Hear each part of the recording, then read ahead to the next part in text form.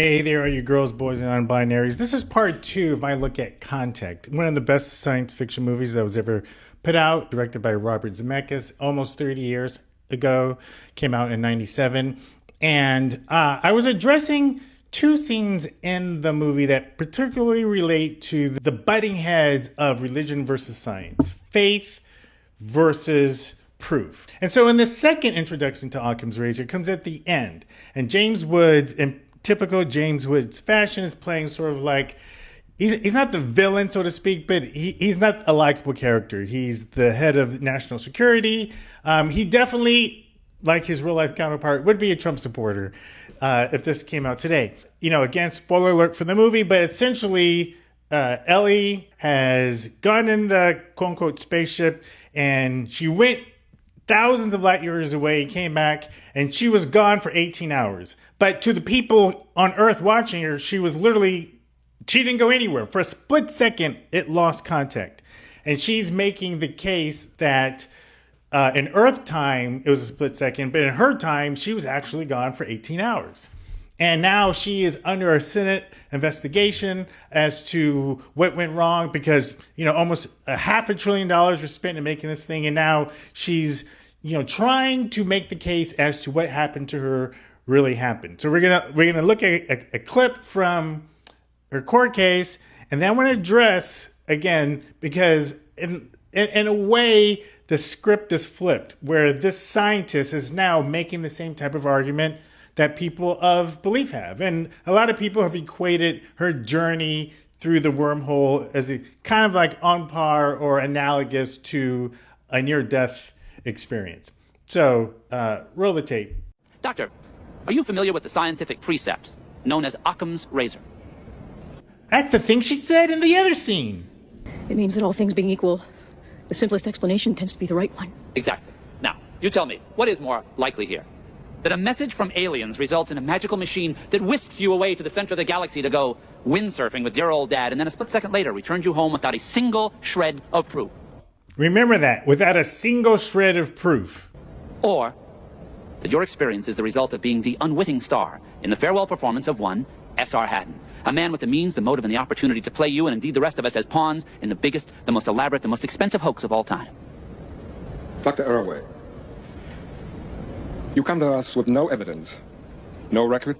Quick side note. So this brother right here, I actually went to church with this dude when I was a wee lad. There's this pastor known as E.V. Hill.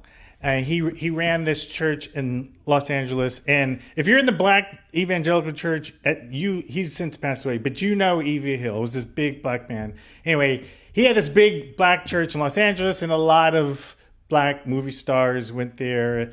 And this dude was one of the people who went there. He was like the deacon, the announcement guy. Anyway, just a little fun tidbit. Back to the clip. No artifacts. Only a story that, to put it mildly, strains credibility. Over $500 billion was spent. Dozens of lives were lost. Are you really going to sit there and tell us we should just take this all on faith? Is it possible that it didn't happen? Yes. As a scientist, I must concede that. I must volunteer that. Wait a minute, let me get this straight. You admit that you have absolutely no physical evidence to back up your story. Yes. You admit that you very well may have hallucinated this whole thing. Yes. You admit that if you were in our position, you would respond with exactly the same degree of incredulity and skepticism. Yes. Then why don't you simply withdraw your testimony and concede that this journey to the center of the galaxy, in fact, never took place? Because I can't. I had an experience. I can't prove it. I can't even explain it. But everything that I know as a human being, everything that I am tells me that it was real. I was given something wonderful, something that changed me forever. A vision of the universe that tells us undeniably how tiny and insignificant and how rare and precious we all are. A vision that tells us that we belong to something that is greater than ourselves, that we are not, that none of us are alone. I wish I could share that. I wish that everyone, if even for one moment, could feel that awe and humility and hope give the woman an Oscar. I don't know if she was not. I don't remember if she was nominated for this, but that was just an amazing performance. Like, just Jodie Foster is amazing. Anyway, here is what's interesting about this. As you know, first of all, it's clear that this is the equivalent of her near-death experience explanation. People who've had those experiences say things very similar to what she just said. Like, they can't explain it, they don't have proof of it, but it was a transformative experience that is undeniable to them. It's not necessarily proof to anyone else that God exists, but for them, it leaves them changed. And that is okay, and I can respect that. Here's the difference, though, and again, this gets to the practical side of this whole debate and why I'm bringing this up.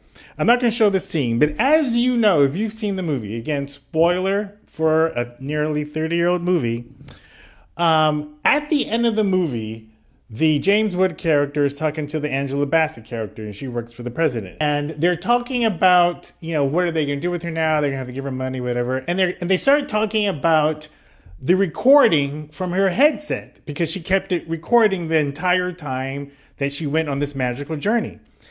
And Angela Bassett says, the thing that's interesting isn't the fact that there was static, because earlier James Wood shows her, that the only thing that was on her recording was a bunch of static. And he shows it for a few seconds, and then he turns it off. That's the only thing recorded. Angela Bassett makes it clear that what's interesting isn't the fact that there was static, that there was 18 hours of static. That's the proof that obviously she went somewhere.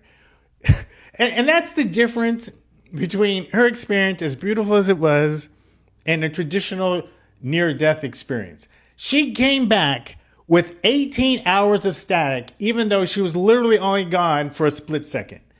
Something happened that allowed her to be able to do that. That is the proof. And for some reason, they did not bring that up in this court case that she's dealing with.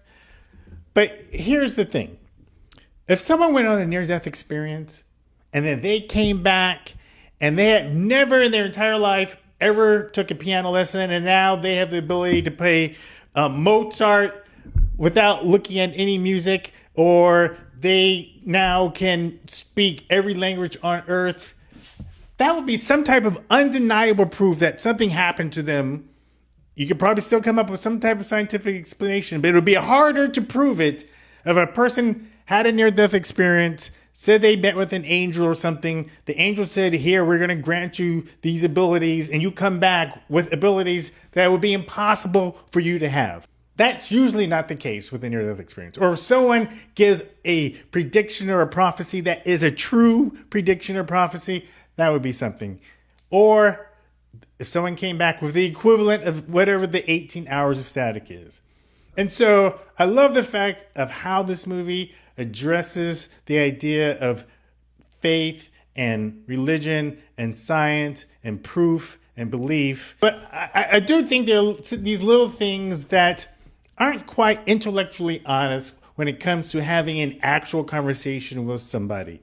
She has actual physical evidence to show that she went somewhere. She doesn't have 100% proof she went to where she said she went, but she went somewhere.